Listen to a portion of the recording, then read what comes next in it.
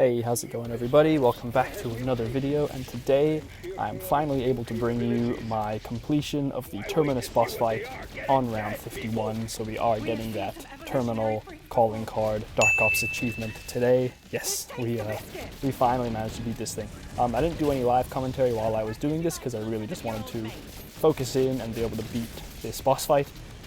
Which I managed to do. So bringing you the post commentary here, but I'll just try to sort of walk you through how this went down and how I was sort of feeling and thinking during this boss fight. Hopefully you might get some tips and tricks you can help so that you can beat this thing yourself if that's something you want to do. Now, in the time I've just been speaking, we've already taken out phase 1.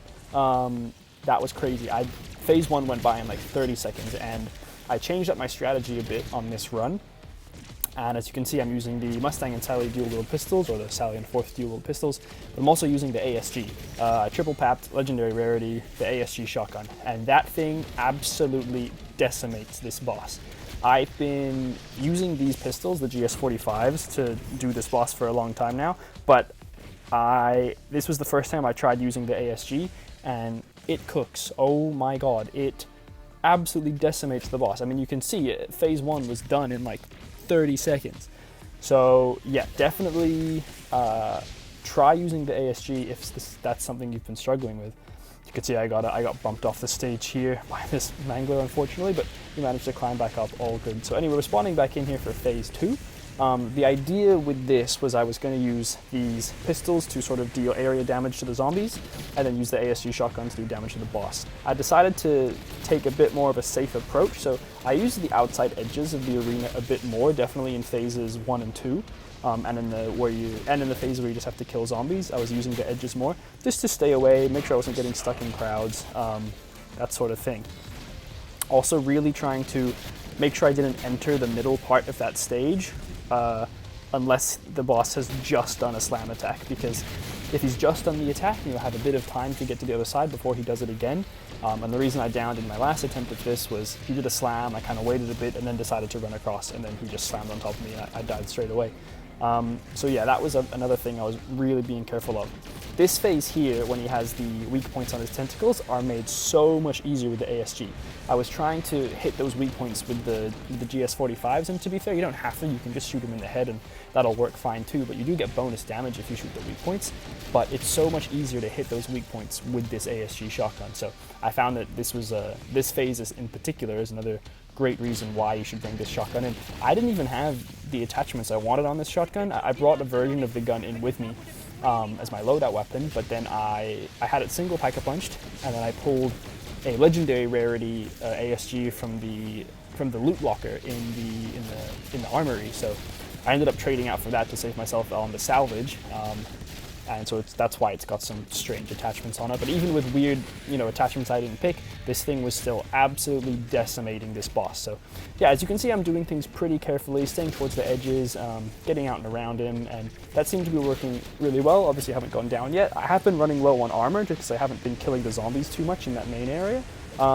But I found that I was doing okay without it. It was a little sketchy at times, but and I was trying to find armor when I can. That was a big thing in my head of if any zombies drop armor, go get it, because it definitely helps to have that. In terms of getting back to round 50, I was not really a big fan of how the high rounds were operating in this game, just because you get so many Manglers.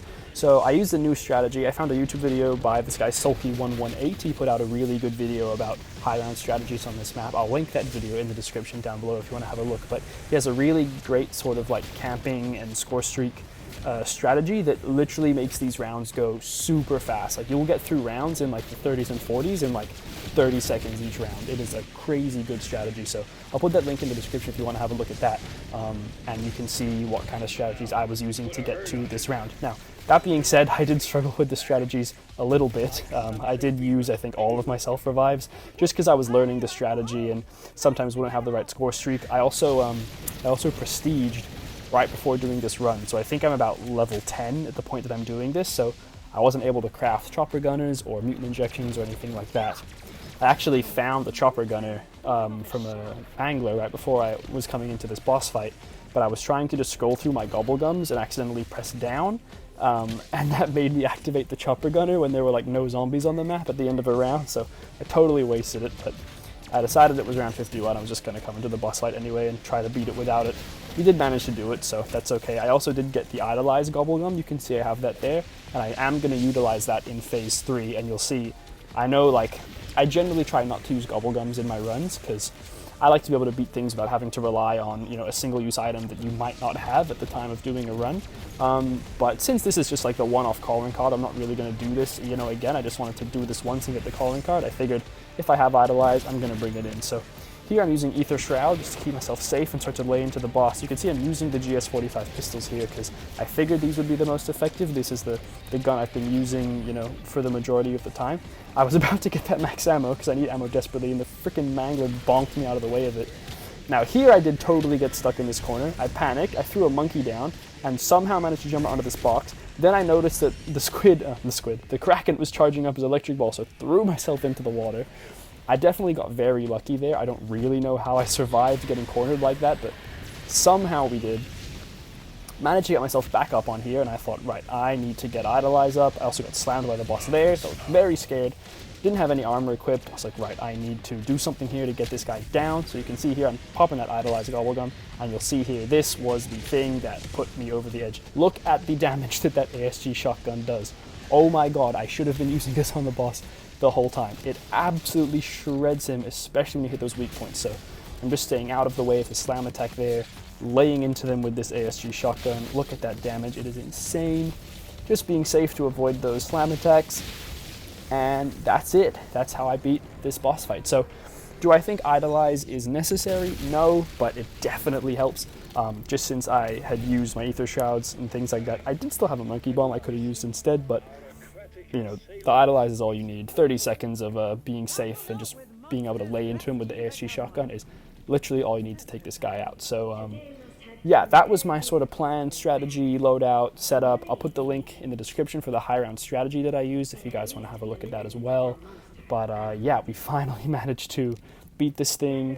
I did unlock the calling card here, as you can see here in the after action report. So yeah, I was super, super happy with how this run went.